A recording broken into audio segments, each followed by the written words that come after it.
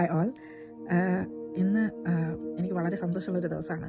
കുറേ നാൾ ചെയ്യണമെന്ന് ആഗ്രഹിച്ചൊരു കാര്യം ഞാനിപ്പോൾ എൻ്റെ മടിയും ചമ്മലും ഒക്കെ മാറ്റി വെച്ച് ഞാനൊരു യൂട്യൂബ് ചാനൽ, ഒരു യൂട്യൂബ് വീഡിയോ ഇടാൻ എനിക്ക് ആഗ്രഹമുണ്ട്. വേറൊന്നിനുമല്ല, കുറച്ച് നാളായി ഞാൻ യൂട്യൂബ് മൊത്തം സെർച്ച് ചെയ്ത് നോക്കിയിട്ടും ഒരു സാക്ഷ്യത്തിൻ്റെ, ഒരു പ്രോപ്പർ മലയാള സാക്ഷ്യത്തിൻ്റെ ഒരു വീഡിയോ എനിക്കിതായിട്ട് കാണാൻ പറ്റിയിട്ടില്ല. അപ്പം അതുകൊണ്ട് ഈ ഒരു ജനറേഷൻ സമയത്ത് നമുക്കറിയാം ഒരുപാട് കാര്യങ്ങൾ ഈ ജനറേഷനിൽ നമുക്ക് വിശ്വാസം ഉണ്ടാവാതിരിക്കാനും അങ്ങനെ കുറേ കാര്യങ്ങളിലൂടെ നമ്മൾ കടന്നു പോയിട്ടുണ്ട് എല്ലാവരും പൊതുവെ. അപ്പം അതിനൊരു താങ്ങായിട്ട് എനിക്ക് എൻ്റെ ജീവിതത്തിൽ നടന്ന ഈവൻറ്റ്സ് അതിനൊരു താങ്ങായിട്ട് നിൽക്കുമെന്നുണ്ടെങ്കിൽ നിങ്ങളോട് ഞാൻ ഷെയർ ചെയ്യുകയാണ്. ഞാൻ പറയാൻ പോകുന്ന സാക്ഷ്യം ഒരു 9 വർഷം മുന്നേ സംഭവിച്ചൊരു കാര്യമാണ് ഞാൻ പറയാൻ പോകുന്നത്. 9 years മുന്നേ, ഈയിടക്ക് നടന്നതൊന്നുമല്ല, കുറേ നാൾ മുന്നേ ഉള്ള കാര്യമാണ്. പക്ഷെ അത്രയ്ക്കും ഇമ്പാക്റ്റ് എൻ്റെ ലൈഫിൽ ഉണ്ടായതുകൊണ്ടാണ് ഞാൻ ഇപ്പോഴും അത് ഓർത്തിരിക്കുന്നത്.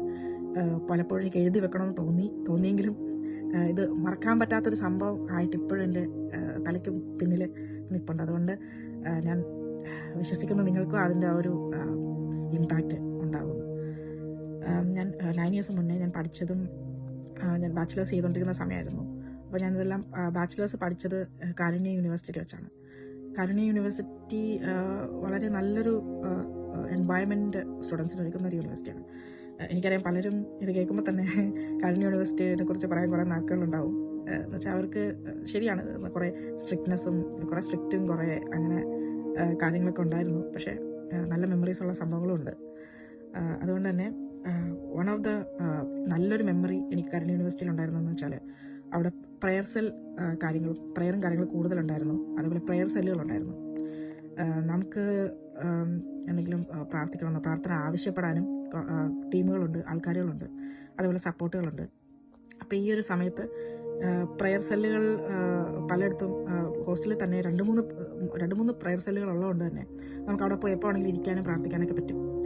അപ്പം ഞാൻ ഇതേപോലെ ഒരു സമയത്ത് എനിക്ക് പഠിത്തത്തിൻ്റെ ടെൻഷനായാലും എന്തായാലും എന്ത് വിഷമമായാലും ഞാൻ എപ്പോഴും ഒറ്റയ്ക്കിരിക്കാൻ ആഗ്രഹിക്കുന്ന ഒരാളാണ്. ഒറ്റയ്ക്കിരുന്ന് പ്രാർത്ഥിക്കാൻ ആഗ്രഹിക്കുന്ന ഒരാളാണ്. അങ്ങനെ ഞാൻ പ്രയർ സെല്ലിൽ ശാന്തമായിട്ടുള്ളൊരു അന്തരീക്ഷത്തിൽ എപ്പോഴും ഇടയ്ക്കിടയ്ക്ക് ഞാൻ പോയി ഇരുന്ന് പ്രാർത്ഥിക്കാറുള്ള വ്യക്തിയായിരുന്നു. അപ്പോൾ എനിക്ക് ആ സമയത്ത് ഭയങ്കര വിശ്വാസവും ആ സമയത്തുണ്ടായിരുന്ന ഒരു ഇന്നസെൻസും എല്ലാം കൊണ്ട് എനിക്ക് തോന്നുന്നു എനിക്ക് ഒരു ആത്മീയതയിൽ കുറച്ചുകൂടെ ഒരു ഭയങ്കര ഇമ്പ്രൂവ്മെൻ്റ് ആയിരുന്നു ശരിക്കും പറഞ്ഞാൽ. അപ്പോൾ പ്രയർ സെല്ലിൽ ഒരു സമയത്ത് ഞാൻ ഇരിക്കുന്ന ടൈമിന് എനിക്കൊരു അനുഭവം ഉണ്ടായി. ഒന്നുമില്ല, ഞാൻ ദൈവത്തിനോട് ഞാൻ എൻ്റെ ഉള്ളിൽ പറഞ്ഞു, എന്നോട് സംസാരിക്കണം ദൈവം, എന്താണ് എനിക്ക് എന്നോട് പറയാനുള്ളത്, എന്നോട് സംസാരിക്കണം. ഞാൻ എപ്പോഴും ഇതായിരുന്നു ഞാൻ പറഞ്ഞുകൊണ്ടിരുന്നത്, എന്നോട് സംസാരിക്കണം, എന്ത് വഴിയൊന്നും എനിക്കറിയില്ല, എന്നോട് സംസാരിച്ചാൽ മാത്രം മതി, വേറെ ആരിലൂടെ സംസാരിക്കില്ലേ, എന്നോട് നേരിട്ട് സംസാരിക്കണം. അപ്പോൾ കുറേ നാൾ കടന്നുപോയി. ഞാൻ പ്രയർ സെല്ലിൽ പോയിരിക്കും, ഞാൻ മിണ്ടാതിരിക്കും, കുറേ മണിക്കൂറുകളോളം മിണ്ടാതിരിക്കും.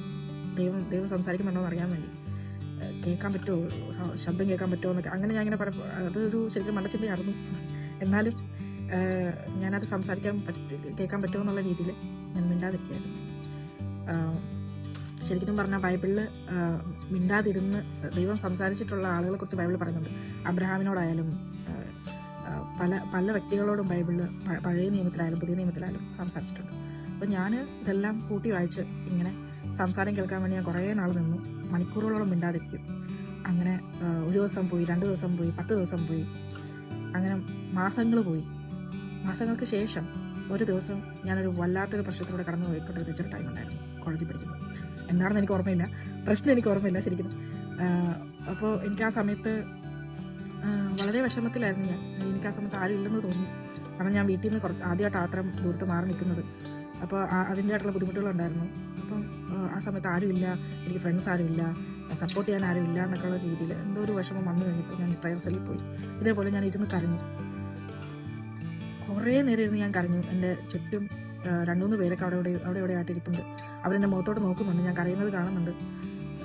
പക്ഷെ അവരങ്ങ് എണീറ്റ് പോകുന്നത് ഞാൻ എൻ്റെ ഇതിലെനിക്ക് മനസ്സിലാകുന്നുണ്ട്. ഞാൻ കണ്ണടച്ചിരിക്കുമ്പം സൗണ്ട് കേൾക്കുന്നുണ്ട്, ഇവർ എണീറ്റ് അത് അറിഞ്ഞിട്ട് പോകുന്നത്. അങ്ങനെ ഞാൻ ഭയങ്കര വിഷമത്തിയിരിക്കുമ്പോൾ ഞാൻ എൻ്റെ ദൈവത്തിനോട് ഞാൻ പറഞ്ഞു, അങ്ങനെ ദൈവമേ, എനിക്കിവിടെ നിൽക്കണ്ട, എനിക്കിങ്ങനെ പഠിക്കണ്ട, എനിക്ക് അവിടെ എങ്ങനെയെങ്കിലും പോയാൽ മതി, എനിക്ക് വയ്യ, എനിക്ക് മടുത്തു. ഇത്രയും കാര്യങ്ങളാണ് ഞാൻ പറഞ്ഞത്. ഇത്രയും കാര്യങ്ങൾ പറഞ്ഞത് ഞാൻ ഓർക്കുന്നു, കാരണം അത്ര ഫ്രസ്ട്രേഷനാണ് ഞാനത് പറഞ്ഞത്. അപ്പോൾ അങ്ങനെ പറഞ്ഞ് ഞാൻ എണീറ്റത് എൻ്റെ മനസ്സിൽ വിഷമം തോന്നി എനിക്ക്. ഞാനിങ്ങനെ പറഞ്ഞു, എന്താ എന്നോട് സംസാരിക്കാത്ത കർത്താവ്, ഇത്രയും ഞാൻ കരഞ്ഞു വന്നിട്ട്.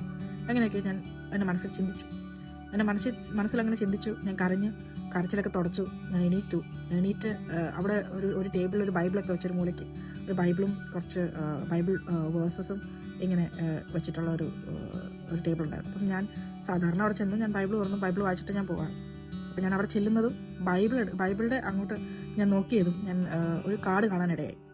അപ്പോൾ ഞാൻ കാർഡ് കണ്ടിട്ട് കാർഡ് കണ്ട് നല്ല ഭംഗിയായിട്ട് എനിക്ക് തോന്നി. ഫസ്റ്റ് ഓഫ് ഓൾ ഞാൻ നോക്കിയപ്പം അതിനകത്ത് എഴുതിയിരുന്ന ഹാപ്പി ബർത്ത്ഡേ ജീസസ് എന്ന് പറഞ്ഞ് എഴുതിയേക്കും ഒരാൾ, ആരോ എനിക്കറിയത്തില്ല, എനിക്കറിഞ്ഞോട് ആരാ എഴുതിയെന്ന്. അപ്പോൾ ഹാപ്പി ബർത്ത്ഡേ ജീസസ് എന്നൊക്കെ പറഞ്ഞ് ഭയങ്കര ഭംഗി നല്ല റൈറ്റിംഗ് ഒക്കെ നല്ല ഗ്ലിറ്ററൊക്കെ വെച്ചിട്ട് എഴുതിയ ഒരു കാർഡായിരുന്നു അത്. അപ്പോൾ ഞാനത് കണ്ടതും ഞാനത് തുറന്നു നോക്കിയിട്ട് ഞാൻ തുറന്നു നോക്കിയപ്പോഴേക്കും ഞാൻ ഒരു സൈഡ് വായിച്ച് അപ്പുറത്തെ സൈഡിലോട്ട് പോയപ്പോഴേക്കും ഞാൻ ഭയങ്കര അത്ഭുതം തോന്നി. എനിക്ക് എന്താ സംഭവിക്കുന്നത് എനിക്ക് ആ സമയത്ത് മനസ്സിലാകുന്നില്ല. അപ്പോൾ ഞാൻ എന്താ സെക്കൻഡ് പേജ് കണ്ടതെന്ന് വെച്ചാൽ എൻ്റെ ഹാൻഡ് റൈറ്റിംഗ് ആണ് ഞാൻ കണ്ടത്.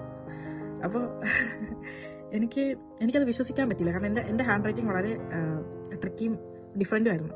എൻ്റെ അപ്പനൊരു ആർട്ടിസ്റ്റാണ്. എൻ്റെ അപ്പനൊരു ആർട്ടിസ്റ്റ് ആയതുകൊണ്ട് അപ്പൻ റൗണ്ടായിട്ട് കുറേ കാര്യങ്ങളൊക്കെ വരയ്ക്കുകയും എഴുതുകയും ചെയ്ത് കണ്ട് ഞാൻ അതേപോലെ എഴുതി പഠിച്ച് ഉണ്ടാക്കിയൊരു ഹാൻഡ് റൈറ്റിംഗ് ആണ്. അപ്പോൾ അത് എല്ലാവർക്കും അത് കോമൺ ആയിട്ടുള്ള ഒരു ഹാൻഡ് റൈറ്റിംഗ് അല്ല. അതേപോലെ 10ാം ക്ലാസ്സിൽ ഞാൻ ഈ ഹാൻഡ് റൈറ്റിംഗ് വെച്ച് എഴുതിയിട്ട് പല ടീച്ചേഴ്സ് കംപ്ലയിൻറ്റ് ചെയ്തിട്ടുണ്ട്, ഇത് വെച്ച് മനസ്സിലാകുന്നില്ല, ഇങ്ങനെ എഴുതരുത്, നല്ല രീതിയിൽ എഴുതണം എന്നൊക്കെ. അപ്പോൾ ആ ഹാൻഡ് റൈറ്റിംഗ് കണ്ടോടെ ഞാൻ വളരെ ഷോക്കായി. ഞാൻ കുറേ നേരം ഒന്ന് ചിന്തിച്ചു, എൻ്റെ ഹാൻഡ് റൈറ്റിംഗ് ഞാൻ എന്താ എഴുതിയത്, എനിക്ക് മനസ്സിലാകുന്നില്ല, ഇത് എപ്പോഴാണ് എന്നൊക്കെ പറഞ്ഞ് ഞാൻ നോക്കി ഞാൻ വായിച്ചു തുടങ്ങി. അപ്പോൾ തന്നെ ധൃതിക്ക് എനിക്കറിയണം എന്താ എഴുതിയെന്നുള്ളത്. ഞാൻ എഴുതിയത് ഇത്രയും കാര്യമുള്ളൂ: ദൈവമേ, അങ്ങയുടെ ഹിതം അല്ലാതെ ഞാൻ ഇവിടെ നിന്ന് പഠിക്കാതെ ഇറങ്ങില്ല, അങ്ങയുടെ ഇതും നടക്കാതെ ഞാൻ ഇവിടെ നിന്ന് ഇറങ്ങില്ല എന്നുള്ളൊരു വാക്യമാണ് ഞാൻ അവിടെ എഴുതിച്ചത്. ഇത് ഇംഗ്ലീഷിലാണ് എഴുതിയത്. ഇത് ഇംഗ്ലീഷിൽ വായിച്ച ഞാൻ ഭയങ്കരമായിട്ട് ഞെട്ടിപ്പോയി. ഭയങ്കര ഞെട്ടല്. ഞാൻ തിരിച്ചു മറിച്ച് നോക്കി, എനിക്കൊരു ഓർമ്മയും കിട്ടത്തില്ല ഞാൻ എപ്പോഴാണ് എഴുതിയെന്ന്. പിന്നെ ആണ് എനിക്ക് കത്തിയത്. ഇത് എൻ്റെ റൂംമേറ്റ് ശരിക്കും പറഞ്ഞാൽ ക്രിസ്മസിൻ്റെ ഒരു സമയത്ത് പുള്ളിക്കാരി ഒരു കാർഡ് വാങ്ങി, ദൈവത്തിന് വേണ്ടി ഒരു കാർഡ് വാങ്ങി.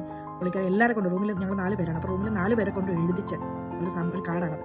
അപ്പോൾ കാർഡിനകത്ത് പുള്ളിക്കാരി എഴുതാൻ പറഞ്ഞത് ശരിക്കും happy birthday Jesus, Christmas related എന്തെങ്കിലും. എല്ലാവരും എഴുതിക്കുന്നത് ക്രിസ്മസ് റിലേറ്റഡാണ്, എക്സെപ്റ്റ് ഞാൻ എഴുതിയത് ഇത്രേ ഉള്ളൂ: ദൈവമേ, അങ്ങയുടെ ഹിതം നിറവേറ്റാതെ ഇവിടുന്ന് ഞാൻ ഇറങ്ങത്തില്ല. അങ്ങനെയാണ് എൻ്റെ കർത്താവ് ആദ്യമായിട്ട് എന്നോട് സംസാരിച്ചത്. ഇതിപ്പോഴും പറയുമ്പോഴെനിക്ക് ഭയങ്കര എക്സൈറ്റ്മെൻ്റ് ആണ്. കാരണം ഇത് ഒരു മനുഷ്യനോട് പറഞ്ഞാലും വിശ്വസിക്കില്ല. അത് ആ സമയത്ത് എനിക്ക് ഫോട്ടോ എടുക്കാൻ പോലും ഞാൻ ചിന്തിച്ചു, ഞാൻ എന്തുകൊണ്ടാണ് ഫോട്ടോ എടുത്ത് വെച്ചില്ല, ഞാനൊന്ന് ഫോട്ടോ എടുത്ത് വെച്ചായിരുന്നെങ്കിൽ ഇങ്ങനെ ആലോചിച്ചു. ആ സമയത്ത് ഞാൻ ഷോക്കിൽ ഞാനത് അങ്ങനെ തന്നെ വെച്ചിട്ട് ഞാൻ തിരിച്ച് റൂമിലോട്ട് പോവുകയാണ് ചെയ്തത്. അപ്പം ഞാൻ പറയാം, ഈ കാലത്ത് ഇതെല്ലാം വിശ്വസിക്കാൻ ഭയങ്കര പ്രയാസമുള്ളൊരു സമയമാണ്. Don't lose hope. കർത്താവ് ദൈവമുണ്ട്. God is alive. പലരും പല ടേംസും ദൈവത്തിന് ഉണ്ടാക്കുന്നുണ്ട്. യൂണിവേഴ്സ്, അങ്ങനെ കുറേ കാര്യങ്ങൾ. ഇത് ഫെയ്റ്റ്, യൂണിവേഴ്സ്, ഞാൻ അതിലൊന്നുമല്ല വിശ്വസിക്കുന്നത്. ഞാൻ വിശ്വസിക്കുന്നത് എൻ്റെ ദൈവത്തിലാണ്. നമ്മൾ ഒരു ഫെയ്റ്റിലോട്ട്, നമുക്ക് ഒരു ഫെയ്റ്റ് ഉണ്ടാവണമെങ്കിൽ തന്നെ അത് ദൈവം വിചാരിക്കണം. നമ്മൾ ആ ഫെയ്റ്റിലൂടെ കടന്നു പോകണമെങ്കിൽ തന്നെ നമ്മൾ ദൈവം വിചാരിക്കണം. ആ ഫെയ്റ്റ് മാറ്റാനും ദൈവത്തിന് സെക്കൻഡുകൾ മതി. കർത്താവ് പറയുന്നത് നമ്മുടെ ജീവിതം പുല്ലുപോലെ തളച്ചു വരുന്ന പുല്ലുപോലെയാണ്. അത് ഒരു ഉഷ്ണകാലം വരുമ്പോൾ വാടിപ്പോകും, അത്രേ ഉള്ളൂ. അപ്പോൾ ഈ കുഞ്ഞ് ലൈഫിൽ കുറേ ടെൻഷനും കുറേ അവിശ്വാസത്തിൻ്റെ എന്തെങ്കിലും ഉണ്ടെങ്കിൽ തന്നെ ഇത് മാറ്റാൻ വേണ്ടി നിങ്ങളെ ഈ വീഡിയോ ബലപ്പെടുത്തുമെന്ന് ഞാൻ വിചാരിക്കുന്നു. നിങ്ങൾക്കും ഇതേപോലെ എന്തെങ്കിലുമൊക്കെ അനുഭവം ഉണ്ടെങ്കിൽ കമൻറ്റ് ഷെയർ ചെയ്യുക. അത് എനിക്ക് വീഡിയോ ആയിട്ട് ഇടാൻ ഭയങ്കര ആഗ്രഹമുണ്ട്. പറ്റുമെങ്കിൽ നിങ്ങൾ ഷെയർ ചെയ്യുക വീഡിയോ ആയിട്ട്. വളരെ സന്തോഷമായിരിക്കും. മറ്റുള്ളവർക്ക് അത് ബലമായിരിക്കും, ഞാൻ വിശ്വസിക്കുന്നു.